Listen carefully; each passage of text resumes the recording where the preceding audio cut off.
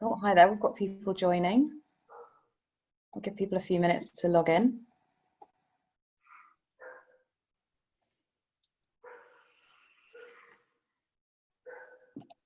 Dog.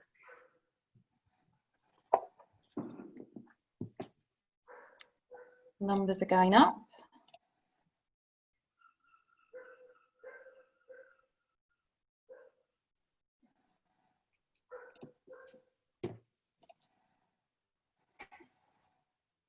Right, I think we'll start. It's 1 o'clock and we want to get on to the good bit. So I just want to welcome everybody and say thank you everybody for tuning in today, and welcome our two brilliant speakers. We're absolutely delighted to have Alice-Azania Jarvis and Pandora Sykes with us today, two brilliant women. I'm Laura. I work for Wellbeing of Women. I'm head of partnerships. And just before we get into the main event today, I'm going to give a brief overview of the charity and what we do. So Wellbeing of Women is a medical research charity. We support women's health and we invest in research across the breadth of female reproductive and gynecological health. So we look at pregnancy, fertility, childbirth, gynecological cancers, issues like endometriosis, PCOS, heavy bleeding, things that really can affect women across all of their lifespan. It's a pretty shocking figure that only 2.1% of publicly funded research is invested into women's reproductive health. And given that we're 51% of the population and give birth to the next generation, I think we'll probably all agree it's kind of shocking. So really what we as a charity are trying to do is increase that investment and make sure that we can get answers for women, make sure that we can safeguard the future health of women, girls and babies, and make sure that we keep progressing and find answers to things that still affect women's life and ability to really fulfill their potential, whether it's in work, whether it's having a family, or whether it's socially. So that's a bit about what we do. I think my colleague Lena has put our website into the chat. So please do visit our website, follow us on social media. We've got Instagram, Twitter, Facebook. We'd love you to follow. We've got a gynecological cancer awareness campaign running at the moment for Gynae Cancer Awareness Month in September. And we'll be holding another webinar on that later in the month. So please do follow us there and join in. I'd like to thank everyone who's already made a donation today, and for anyone who would like to support us going forward, whether a one-off donation or by signing up to a regular gift. We would really appreciate it. We don't receive any government support. So please follow us, visit the website, find out more, get in contact with the team. We'd love to hear from you. And now I'm going to hand over to our brilliant, powerful female speakers today. So we've got Alice-Azania Jarvis, Deputy Editor of the Times Supplement T2 and excellent journalist.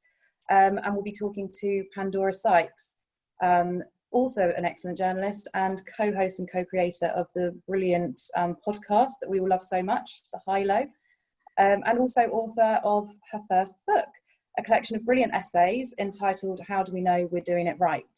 So Alice, I'm going to hand over to you to start the conversation. Thank you very much. And Pandora, I wonder if I can start by just asking you to describe how do we know we're doing it right? It's got the most beautiful cover. What can people expect from the inside? Oh, how do I describe it? I'm still working on my elevator pitch. I think it's easier when it's a novel because it's got that concentrated storyline. I would say, or I think of them as a collection of essays about some of the themes that I felt were coming up around modern life, the things that bound us together, the things that we were struggling with, the kind of recurring myths that we find ourselves either trying to debunk or adhering to. So I say it's kind of around life's trivialities and anxieties, and the idea that the tools that we use to muddle through don't always make us feel better. And I suppose underpinning the whole collection, which was really important to me, is they are collated loosely under the guise of, you know, mainly for marketing purposes, millennial women. But I think that a lot of the themes are themes that every generation of women have struggled with or had to navigate, and always will. I just think that they are reflected and refracted through different things now to what they are maybe 50 years ago. And hopefully that's a comforting thing rather than a groundhog frustrating thing.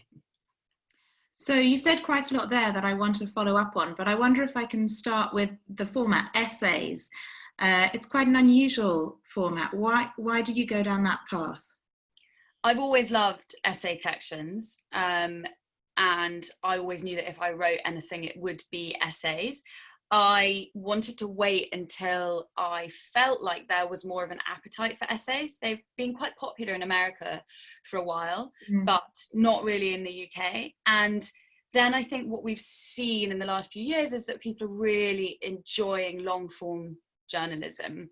That's been something that's really flourished on the internet. And I think it's because just the way in which we engage with content has changed. People were looking for something a little bit longer than what they were finding on social media, but not necessarily entire books. And I think the kind of appetite for cultural commentary as well was something I really saw on the rise. And that's quite a key part of what we were doing on the high-low. So it came from that same like organic place where I like looking at things that seem maybe quite trivial or, you know, not very important. There's certain snobbery around them maybe, and looking at how they could be important, but then also taking quite weighty things as well and trying to break those down into something a little bit more easier for us to kind of discuss and think about. It's so interesting. You talk about sort of taking something we might not consider important and looking at it as a vehicle for kind of what it says about society. And of course, you kind of first got into the whole journalism industry as a fashion journalist, and you're still known for your style and your street style, and you've broadened your remit massively, and you do these fantastic cultural commentary articles and essays, and you explore on the high-low. But I was interested in that idea of fashion as something that told you about society. I mean, it would be easy to think of it as a distraction from writing, but in a way, it's not. It's a sort of clue to how we're living at a certain time. So I never planned to go into fashion. Like all my internships when I started out in journalism were on the features desk, and then the opportunities came up within fashion. And I really enjoyed doing that. But when I realized that I wanted to slightly pivot, I realized I had to stop doing fashion completely for a bit, because there is still a lot of snobbery around it. As you say, there is this assumption that it's a distraction. And in a way, I think it's quite sad that we have to really separate these things out. A lot of writers that I love also wrote about fashion, whether that's Nora Ephron or Joan Didion. It's not an unusual thing to also do as a woman, but there is still that confusion. I think if you conflate them, and I knew that would happen when I started doing the high-low and when I wanted to write my book, which is why I haven't done any fashion for about 3 years.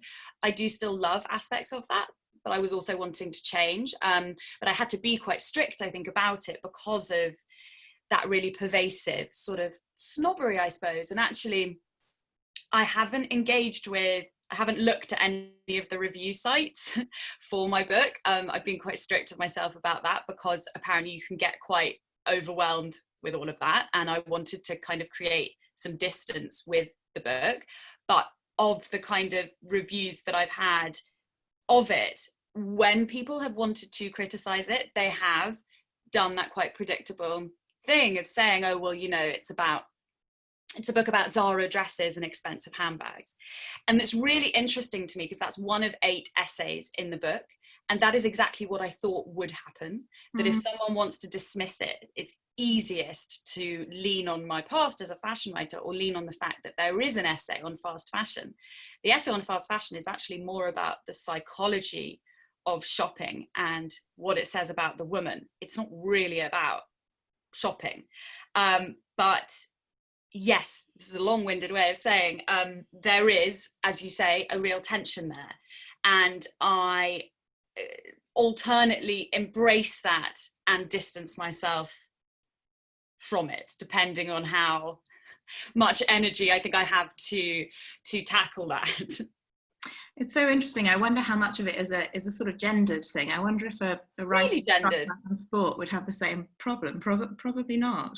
No, it's really gendered, because if you look at Jeff Goldblum, the actor, and he famously loves clothes, and when he does interviews with GQ, he shows them, his whole wardrobe full of Gucci jackets. But when it's a woman that loves clothes, like Sienna Miller, she's often called a clothes horse first, even though she has made some really brilliant work. I mean, I won't bore you with it, but I could give a million more examples of how I think that's very prevalent. We even need to look at kind of a man wearing a bespoke suit in the city, a £5,000 coat on a man, that's just considered great tailoring.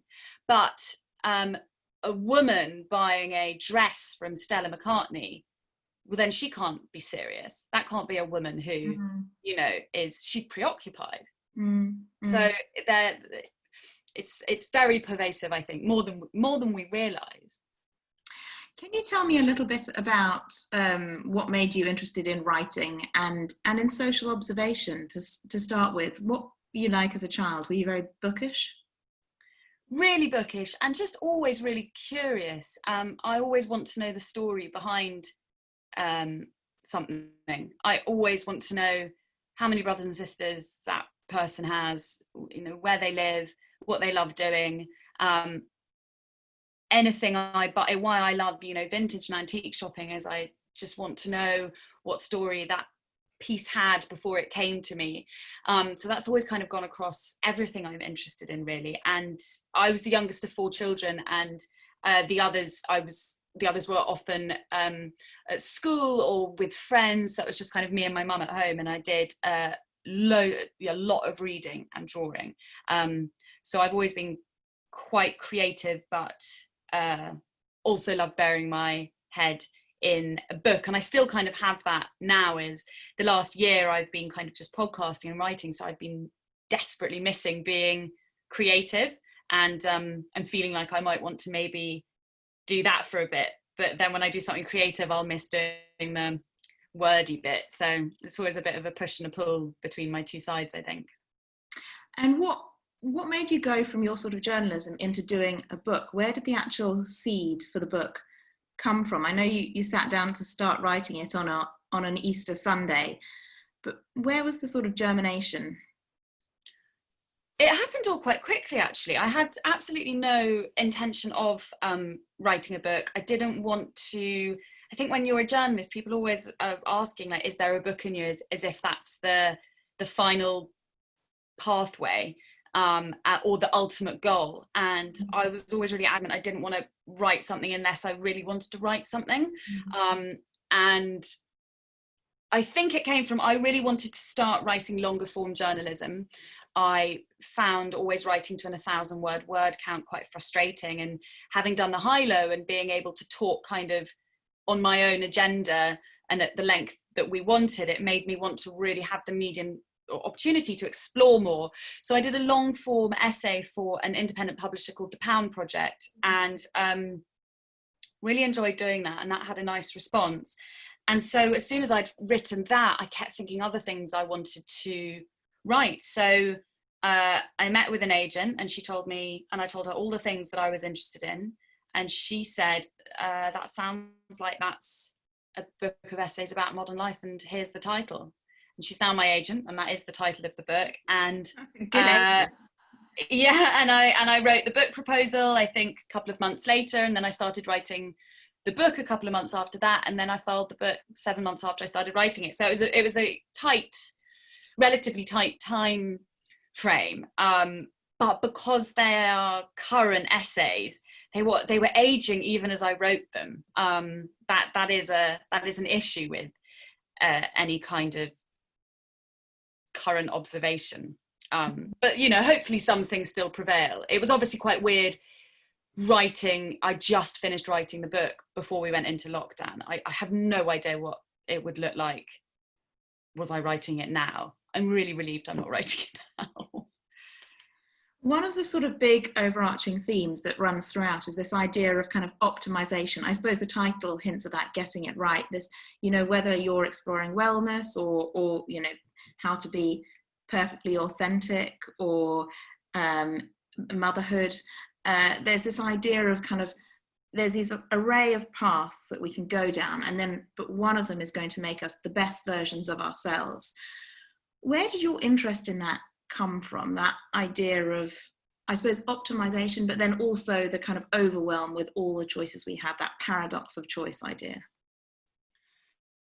So I think this idea that having lots of options is only a good thing, and that it's also only synonymous with people with a huge amount of privilege, I felt like that was not quite the full picture, because a lot of these options were ones that were really fundamental ones to a woman's life, that weren't feeling like options. They were starting to feel like obligations. So I found it really interesting that 75% of mothers are currently work outside the home, compared to 91% of men, I think. But they're also spending more time with their children than they were in the 1970s, when most women, I don't know the statistics, but a hell of a lot less women were full-time stay-at-home mothers. So they're working outside the home more, and they're working inside the home more. And then they're also, most of us, I'm always keen to stress, I'm not speaking on behalf of everyone, but most of us were then trying to keep up with a much larger network of people than we ever have before, because of the internet. You know, the anthropologist Robin Dunbar says that, like, the maximum amount of great connections you can have is 150. 150 sounds like quite a lot, but that should include everyone peripheral. You know, the person where you do your food shopping, where you fill up your car, the teachers at your kids' school, your family's partners, and you reach 150 quite quickly. But we are keeping networks way beyond that. And so what you had, and I do think this goes across the class register more than we care to admit or think is the case, is that you had women who were just addled by trying to be all of these things simultaneously. And it's really pervasive. You may think you're resisting it, but there are so many ways in which it can seep in. You know, there were people who say, well, I never shop fast fashion. Okay, but are you still feeling like you must have something, or like that thing would make your life feel better? Then it's drilling in, because it's part of consumerism. It's always been part of consumerism that to buy something or to wear something will make you feel better about yourself.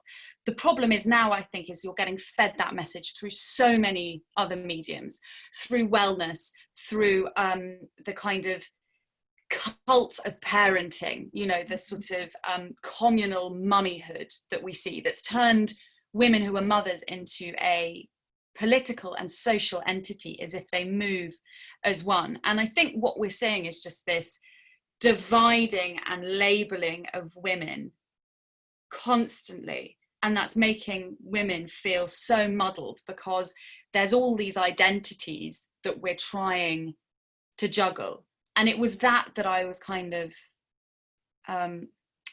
really interested in, those subconscious ways in which women may try and feel like they're keeping up, not necessarily like as obvious as a Stepford wife keeping up with the Joneses, but just this kind of feeling of panic that you have to be trying to be parenting a certain way, working a certain way, socializing a certain way, presenting as a certain way, networking as a certain way, in a certain way.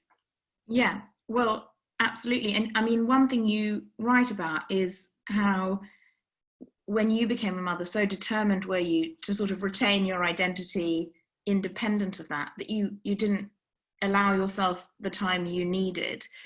Can you tell me a bit about that and how that made you interested in motherhood as a kind of phenomenon? And the irony is that I did that again with my second child. I was determined to give myself a proper maternity leave this time, and it didn't work. And I have faced all the same kind of identity issues as I did the first time. So haven't necessarily learnt from what I write. I think, and I'm sure this is something that lots of freelancing people also have, is when you work for yourself, when you don't have kind of a clear office and home space, and you know, they say, see you later, we'll see you in 10 months or whenever you want to come back, you're kind of always negotiating those identities anyway. A work self and a home self is even harder than it is in an office, which is already much harder than it was, because thanks to email and your telephone, you're never kind of really off. And I think I really resisted at first that having a baby would change things, because the last 3 years of my life have been my most fruitful professionally, and I've also had 2 children in 2 years. So, and I know this is very common, that women's kind of careers tend to feel like they're falling into place often at the time in which they're having children. So it's always quite an intense time. But I have a lot of friends who don't have children, and both of my older sisters don't have children, and I've learned a lot from them about how big a divide it can be. And I was so determined, I think, to avoid that divide, that I didn't allow myself to embrace the fact that my life was very different. I was still trying to be who I was before. And in a way, I still do want to resist that, because I think that we really need to try, and there are some brilliant writers and speakers doing this, to unite women who don't have children and do have children a little more. The way in which they are pitted against each other. And we saw this during lockdown. You know, there was a lot of, well, you wouldn't know, you don't have children. You don't know what it's been like in lockdown. You don't have children. And if you don't have children, you cannot imagine what it's like to have children, and vice versa. There, I think now, and that's why I was keen to write about the limitations of empathy, is we're trying to imagine what everyone else is feeling all the time, and we can't. We just need to listen to other people tell us about how they're feeling. And we also, I think, need to be, or I need to be, a little bit kinder to myself to say, well, that's not my lived experience, and I'm not capable of being that person right now. And I think what can feel very intimidating about motherhood is that it has become this very kind of mockable, mass marketed vision. You know, it's the Breton t-shirt and the deliciously Ella food pouches and the monkey music and all this kind of, it's very easy to mock, and it's also very easy to feel separate from. And I was really keen, when writing about motherhood, to include those mothers, or those stories of motherhood, who don't feel included in that, and how dangerous this one idea of motherhood, which is sort of me, you know, it's a middle class white woman. That's the version of motherhood that we see in the media most. And it damages people who aren't included, and it flattens, I think, the women that are, because they're seen just as one type of women. So I don't think it's good for anyone for us to assume that a woman with children immediately will have more in common with other women with children than she would women without children. I haven't found that to be the case at all. Sometimes you do, sometimes you don't. It has to be more fluid, I think. I'm still working it out myself. On that note, we've had a question from Marlene, who wants to know whether you have any book recommendations, any recommendations for books to unite women with women without children, aside from your own, of course. Yes, I do, lots. A few of them I wrote about in the book. Hood Feminism by Mickey Kendall I found incredibly interesting, on, you know, the need to diversify the cultural kind of blueprint for motherhood. The Hungover Games by Sophie Hayward is a great one. Good. As a single mother, she was really challenging and had to challenge herself this idea that, you know, her child would have a present mother and a father. The Panic Years by Nell Frizzell, which is coming out in February next year. It was meant to come out this year, so she's actually in my book as well, because I thought her book would be out by the time mine was, but they've pushed that due to the pandemic. So The Panic Years is coming out next year. And Mothers by Jacqueline Rose is a political and social, it's a polemic, there's no other way of putting it. She really it's a no filtered kind of look at the neoliberal kind of intensification of parenthood and mummyhood. There's so many more than that, but I'll leave you with that for now. Moving on to wellness, you use the sort of dream catcher analogy to sum up the modern wellness industry. I mean, first of all, can you explain why you use that and what it represents? And also, you know, how you think wellness represents this modern trend we've got of this sort of multitude of options and this idea of trying to be the right thing all the time. So criticizing wellness is always quite risky, because I think it can be seen as a criticism of someone's personal choice, or a trivialization of things that women may do, and men, to make themselves feel better, which I don't have a problem with at all. And not only do I not have a problem with that, I think it's really important. We all have small rituals or talismans that make us feel like we can be more resilient or may navigate the world better. The problem I had was with the business of wellness, of how expensive it is and how unregulated it is, because it's just another form of quackery in that regard. There are so many unsubstantiated products which, you know, can promise to improve a woman's fertility, or to do all these things to her body, which not only are not necessary, but not possible. Whether that's, you know, having an alkaline diet, or a raw diet, or a clean diet, all these things that any dietitian will tell you is just total codswallop. And, you know, a distraction from what we should be focusing on.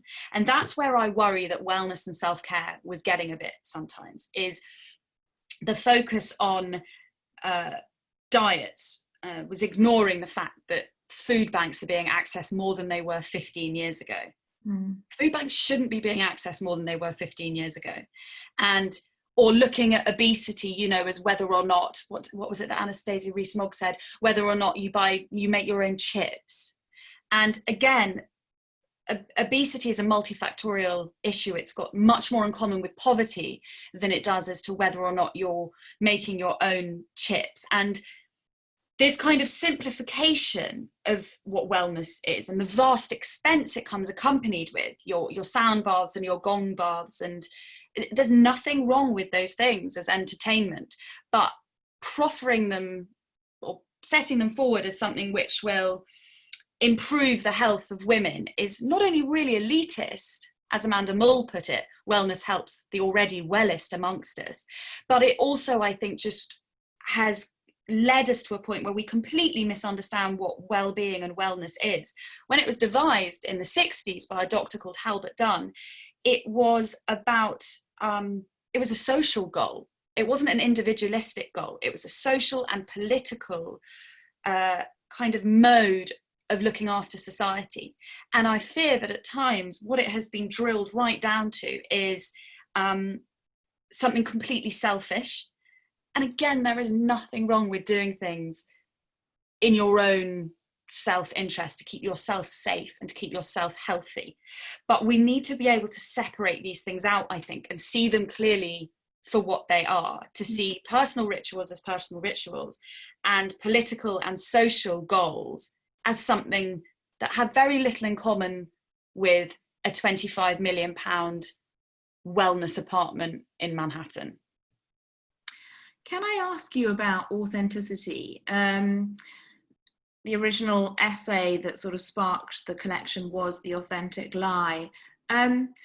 What made you touched on the sort of our desire to feel empathetic towards everyone all the time, but what made you want to explore the idea of being authentic, of this idea of perfect authenticity?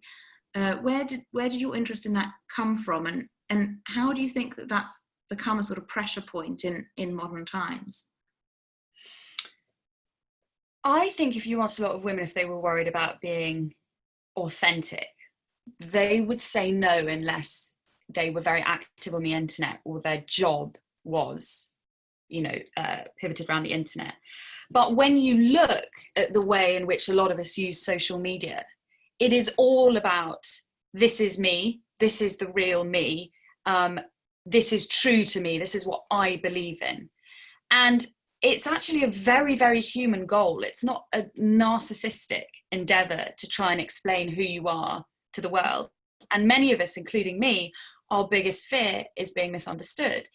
So it's a lot more of a universal idea than I think maybe we give it credit for. But there were a couple of things that I was really interested in, the way in which we present women, or maybe dissect womanhood in modern culture. And another thing that I was really interested in is this obsession with relatability, which is, we only like women that are relatable and we don't like women that aren't. And that's tied in with authenticity. I think that's quite a new thing. In the 1950s, people didn't care about whether or not, or even the 60s or the 70s, whether Judy Garland or Elizabeth Taylor were relatable. Certainly not whether they were authentic. They were considered to be in another world. But as we're closing the gap between celebrity and real life, we've kind of all become celebrities of our own life. The internet has completely blurred all of that. And I think it can make us feel, I have always felt like I'm quite resistant to that. I haven't taken jobs that I thought would make me look good, and certainly I've left jobs that people have gone, well, what on earth would you leave that? That's such a good job, who do you think you are? I've always felt like I was quite sure of my own conviction. But what is really interesting is I found when I was doing the high-low, people would say to me, well, that's not very on brand. When I'd say something I loved, or I'd talk about something, and I thought, God, this how naive of me. I didn't realize that not only am I a brand, but everyone now has a brand. And that's a really limiting thing to do to ourselves and other people, because it doesn't assume fluidity or fallibility. It's you're doing something off brand is kind of this lapse of character. And that's really dangerous, because it makes women feel like they have to kind of this self-surveillance at all times, and also like we should be surveying other women for when they there's an aberration in who we think they are, and I don't think that I think that is causing a lot of anxiety around women, that we're not only self-regulating but regulating the behavior of others. And you see that on social media, why are you doing that? Or you shouldn't be doing that, or I wouldn't do that. And I'm not particularly talking about my own profile. I don't post a huge amount on Instagram anymore. And that's not something that I have really had a problem with, but I have certainly noticed it on women who are famous. There is this constant shaping of who we think they are. And that has always happened. We've always decided who we think someone is. We've told a story for them, which will be different to the story they're telling themselves. But now we get to tell people what we think their story is all the time via feedback culture. And you don't have to be famous to have that. Your friend could be writing that. And I think it's a kind of madness. Can we talk about that in relation to body image? You explore that in the book, and one thing you write is that you've never had body image concerns yourself, but you have been subjected to extreme scrutiny because of social media, because of things like that. Can you tell me about that, and how I suppose how you cope with online scrutiny, how you kind of shut yourself off from it. I mean, you referenced that you didn't use social media all that much. I suppose that must be one coping tactic. Yeah, definitely. I think the answer for a lot of people actually would to be use social media less. And funnily enough, when the book first came out, that got flattened into internet, detoxing. People would say that I was championing social media detoxes, and I actually don't, because what a detox does is it's the binge and purge. You stop using it for 2 weeks and then you dive back into it. What I think is that we need to turn a lot of these platforms or tools into things that help us rather than things that control us or kind of dog us. And certainly I am someone, I'm sure this is not the case for everyone, who feels better the most distance they have from the internet. And I used to use social media a lot, and then when it stopped being something that made me feel great, when it started to feel like there was a kind of white noise or a swarm of bees in my head all the time, I used it less. And it really is as simple as that. I think it has to be a very personal decision. It's definitely not a particularly radical one. I think we think of it as quite a radical decision whether or not you opt in or out of social media. I think we should just have a slightly more relaxed relationship with it. It shouldn't be assumed that you are on it, and it shouldn't be something that you have to stoke or keep up to date, so that everything you're doing in life is being reflected through your social media. I think that's a tremendous pressure on people, and I'm still trying to find my way with it. But I think if you're someone that gets anxious, then it's a pretty anxiety stoking medium to be always seeing what everyone else is doing all the time, and if you do work that encourages feedback, to be reading what people think of you and your work all the time. I think it's best to have to slightly divorce yourself from it for your own sense of conviction, really. Can I ask, by the way, there appears to be a building being knocked down right outside my flat, hence the sort of background noise. So I'm going to mute when you're talking. But in that vein, kind of practical strategies and new attitudes that we can take. Another thing I wanted to ask you about is, you talk about flattening your whole life into a sort of endless to-do list. And you also talk about the kind of tyranny of reply culture, which I really hate. I mean, when my WhatsApp goes, I just think, oh God, I'm going to have to reply, and I have to find a time to meet up, blah blah blah. How do you navigate that? I mean, how do you not flatten your life into an endless to-do list, or have you not mastered that yet? It's really, really difficult. I turn my phone off a lot, and which means that, when I turn it on again, there's sometimes a sort of barrage of obligations. And I think the problem that we have now with messaging and emails is that it's not on your own agenda, which is why I try and take control by turning my telephone off when I don't want to feel like I'm accessible. And of course, you could just not reply to stuff, but you still know it's there. And if you're an efficient person, it still causes that stress knowing there are things to reply to. And I think the problem with email culture is that we sort of tend to assume that everyone uses email the same amount as us. So if you're someone that's at your desk all day, you expect someone to reply to you probably within that day. And if you're someone that doesn't use email very often, maybe checks once a week, then you use email like it's snail mail. And so there's all these kind of missed connections in terms, there's not like a set way. And this is the case for communication for hundreds of years. This is not something new. I interviewed the brilliant Gretchen McCulloch, who's a linguist, and she said this was happening in the 18th century, with telegrams. They couldn't keep up with their telegrams. You know, so this is really, really nothing, or 19th century, whenever telegrams was, I have to reread my book. This is not something new, but I do think it's got out of control. And I'm not at my desk all the time with the work I do, or I'm not online all the time. And I have found it definitely strange. And that's what kind of sparked me wanting to write Looking Forward to Hearing Back, which just felt like we were in this perpetual cycle of communication about the communication, was that even if you have an out of office on, people will still chase. And we need to slightly respect our boundaries a little bit more. Not everyone, if you don't know someone and that's not your work remit, or you're not already working with them, we shouldn't be expecting a reply from everyone. I don't think we should be expecting to be in communication with absolutely everyone that we want to be.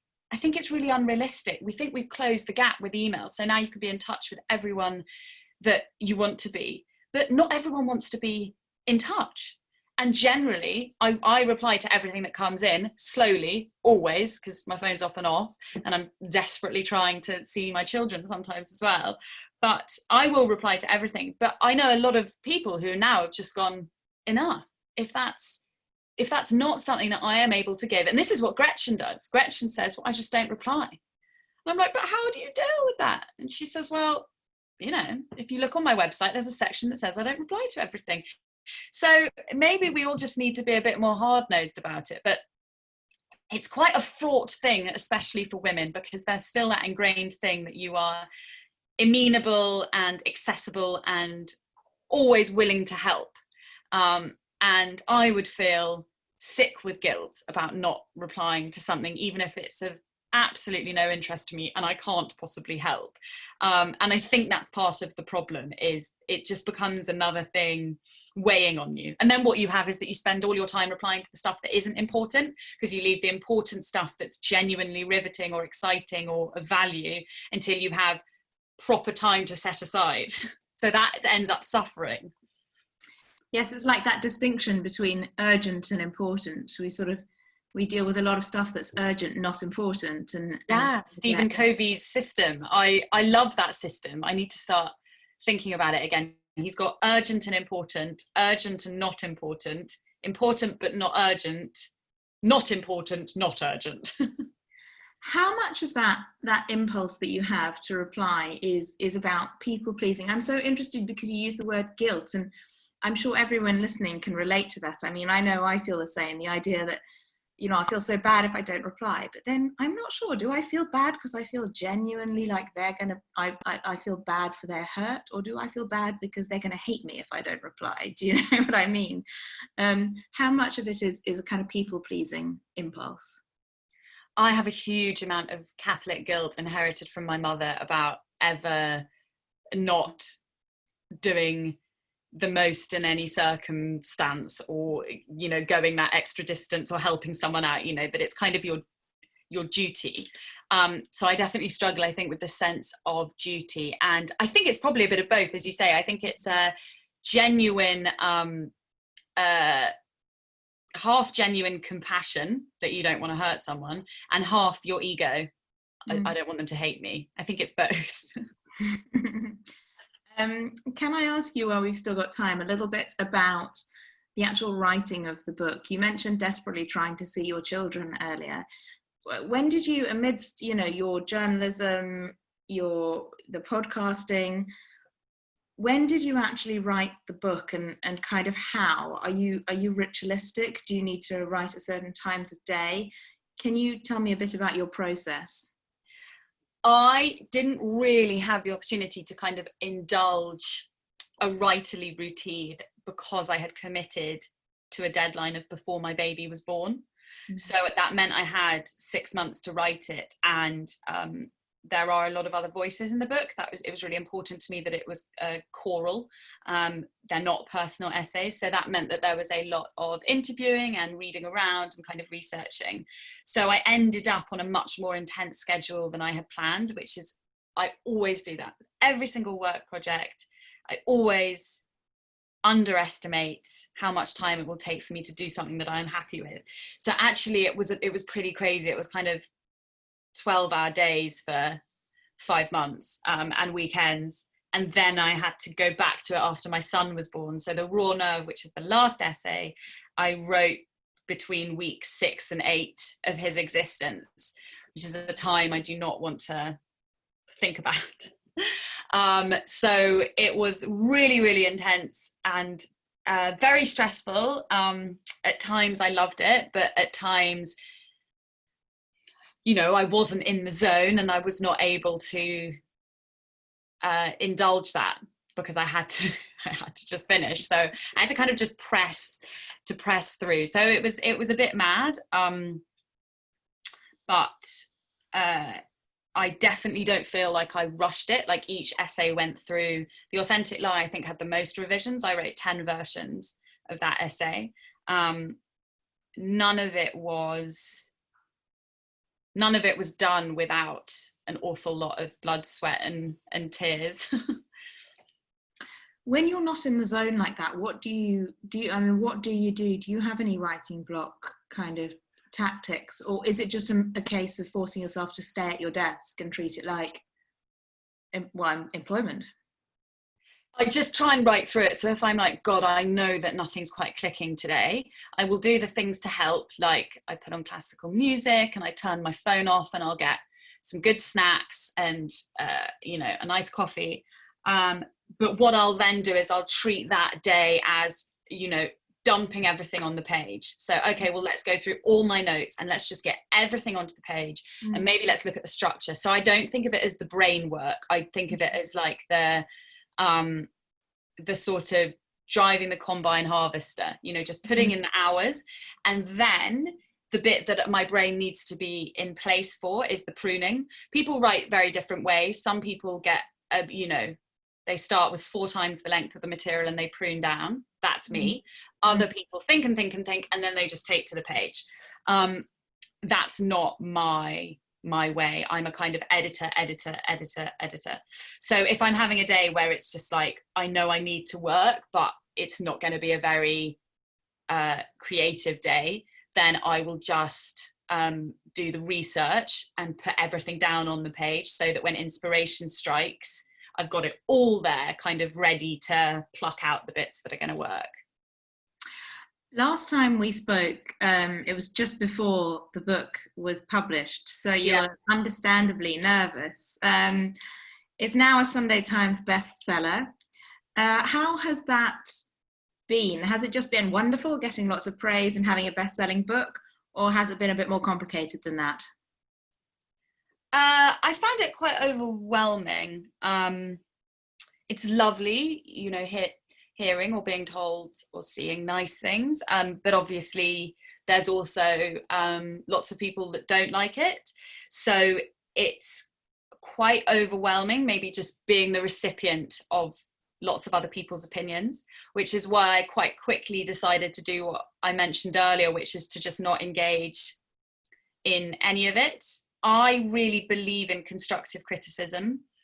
The problem is you don't know what's constructive and what's destructive. So you end up taking on all of it. And if you enjoy the good stuff, then you have to take on the bad stuff. And if you entertain the bad stuff, then you have to believe the good stuff too. And I wasn't sure that I was giving both things equal weight. So now I actually just don't look at anything at all. I know there's some things I could have done better, but I also did the best job that I could do on that book. And so I kind of now am thinking of it as like, I did it, it's done, it's out there in the wild. I'm not going to follow its progress. I'm not going to hold its hand. It will be what it wants to be. So yeah, that's kind of I sort of detached from it. So finally, what's next for you? Oh God, I don't know. I don't know. I'm taking things a little bit easier for the rest of this year because I didn't really spend much time with my son when he was born. So I'm doing the high-low and I'm entertaining a few other things, but I am not sure. It sounds like a good plan. A good plan. I don't think any of us are very sure of of things at the moment. No. Pandora, thank you so much for your time. You've been a joy to speak to. I know Laura's going to say a few words, but in the meantime, this is the book. It's fantastic. I can highly recommend it. How Do We Know We're Doing It Right? It's out now. Thank you, Alice. Just take myself off mute. Yeah, I just want to say a huge thank you to you both. What an inspirational way to go into the second half of the working week. Yeah, it's been a real delight, and it's brilliant to hear from two fantastically passionate young women, and and for the charity. And so a huge thank you on behalf of the charity, and to everybody that's tuned in to listen. I hope that you've really enjoyed the conversation. I think it's been it's given me a lot to go away and think about. So yeah, just a huge thank you to everyone, and we hope that you will follow us on social media and come to one of our events again soon. So thank you, everyone. Enjoy the rest of your week and the rest of your day. Thank you, Laura. Thank you, Pandora. Bye. Bye.